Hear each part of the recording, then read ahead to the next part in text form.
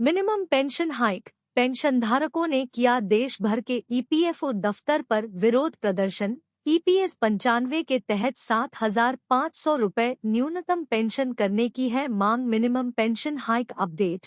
लंबे समय से ईपीएस 95 के पेंशनभोगी न्यूनतम पेंशन बढ़ाने की मांग कर रहे हैं। पेंशन स्कीम कर्मचारी पेंशन योजना 1995 ईपीएस 95 के तहत पेंशन पाने वाले रिटायर्ड कर्मचारियों ने शुक्रवार 12 जनवरी 2024 को कर्मचारी भविष्य निधि संगठन ईपीएफओ के देश भर में 110 कार्यालयों के बाहर विरोध प्रदर्शन किया है। इन पेंशनभोगी ने ईपीएफओ से महंगाई भत्ते के साथ कम से कम 7,500 रुपये की मासिक पेंशन देने की मांग को लेकर प्रदर्शन किया है। मौजूदा समय में ईपीएस 95 योजना के तहत न्यूनतम मासिक पेंशन 1,000 रुपये है। ईपीएफओ 1 सितंबर 2014 से पात्र पेंशनभोगियों को इसका भुगतान कर रहा है।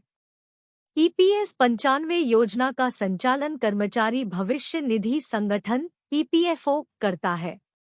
देश भर में करीब 78 लाख पेंशनभोगी ईपीएस 95 योजना के दायरे में आते हैं।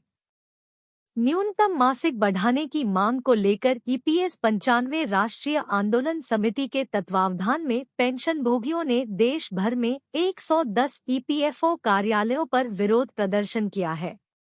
उन्होंने न्यूनतम पेंशन बढ़ाने के बारे में श्रम मंत्रालय और ईपीएफओ की उदासीनता के विरोध में केंद्रीय श्रम मंत्री को ज्ञापन भी सौंपा है।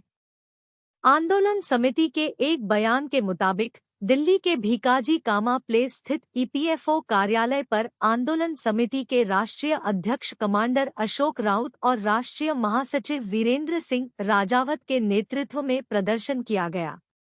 अशोक राउत ने कहा कि पिछले 6 वर्षों से पेंशनभोगी न्यूनतम पेंशन को बढ़ाकर 7,500 रुपये प्रति माह करने और महंगाई भत्ता देने, पेंशनभोगी और उसके पति या पत्नी के लिए मुफ्त चिकित्सा सुविधाओं की मांग को लेकर विरोध प्रदर्शन कर रहे हैं।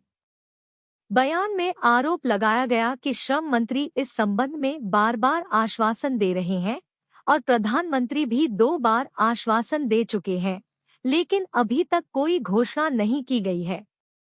श्रम मंत्री के बार-बार आश्वासन देने के बाद भी ईपीएफओ इसे लेकर संजीदा नहीं है।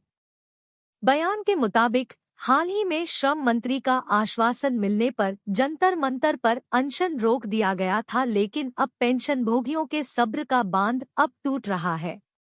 बयान में कहा गया कि पीएम मोदी अपनी गारंटी पूरी करे और मानवता के आधार पर पुराने पेंशनभोगियों की मांगों को तुरंत लागू करे, और ऐसा न होने पर 30 जनवरी से फिर से क्रमिक उपवास शुरू किया जाएगा जो मांगे पूरी होने तक जारी रहेगा।